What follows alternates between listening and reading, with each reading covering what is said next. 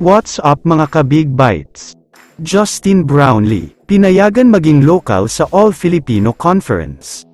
Pero bago ka sana magpatuloy sa panunood ay huwag mong kalimutang mag-subscribe sa aking YouTube channel.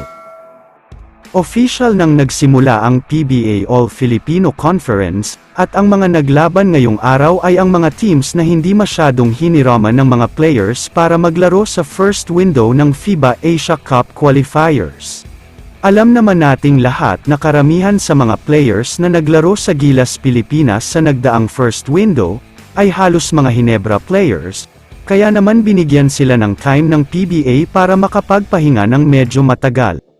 Pero ayon sa Hinebra, wala daw pahinga o celebration na magaganap, dahil ngayon pa lang ay nagsisimula na silang mag-ensayo, puspusan na nga daw ang practice nila dahil pinaghahandaan na talaga nila ang All-Filipino Conference. Samantala, mukhang mapapagaan ang trabaho ng Barangay Hinebra ngayong conference, at mukhang mas magiging malaki ang chance nila na manalo, dahil naglabas ng napakabigat na balita ang mga source tungkol sa posibleng bagong rules ng PBA. Ayon kasi mismo kay Justin Brownlee, may offer siyang natanggap mula sa ibang liga sa iba't ibang mga bansa, pero kakausapin daw niya si Commissioner Willie Marcial na baka pwede siyang gawing local player dito sa PBA. Ayaw daw kasi niyang mawala at malayo sa Hinebra, gusto daw niyang makabawi sa 3 buwan na suspension niya, pati na rin noong mga time na hindi niya natulungan ang team niya na madepensahan ang title nila last Commissioner's Cup. Ayon naman sa mga source, siguradong pag-aaralan daw mabuti ng PBA office at PBA boards ang request ni Justin Brownlee, dahil pati ang mga former naturalized player ng Gilas Pilipinas ay ganito ang hinihiling.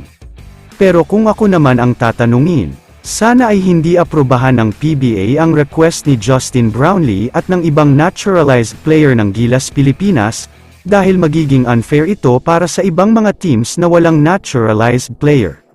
Mawawalan na ng balanse ang liga dahil magkakaroon ng import ang isang team kahit All-Filipino Conference, kaya sana ay hindi ito maaprobahan para maging patas pa rin kahit papaano ang laban at para hindi maagrabyado ang iba.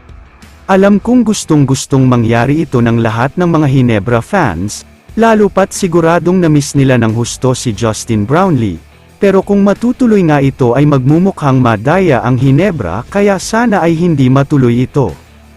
Kaya naman kung kayo ang tatanungin, dapat nga bang aprobahan ito ng PBA? I-comment mo naman ang opinyon mo tungkol sa tanong na ito. Dito na muna nagtatapos ang video na ito. Maraming salamat sa panunood mga ka-Big Bites. God bless sa inyong lahat.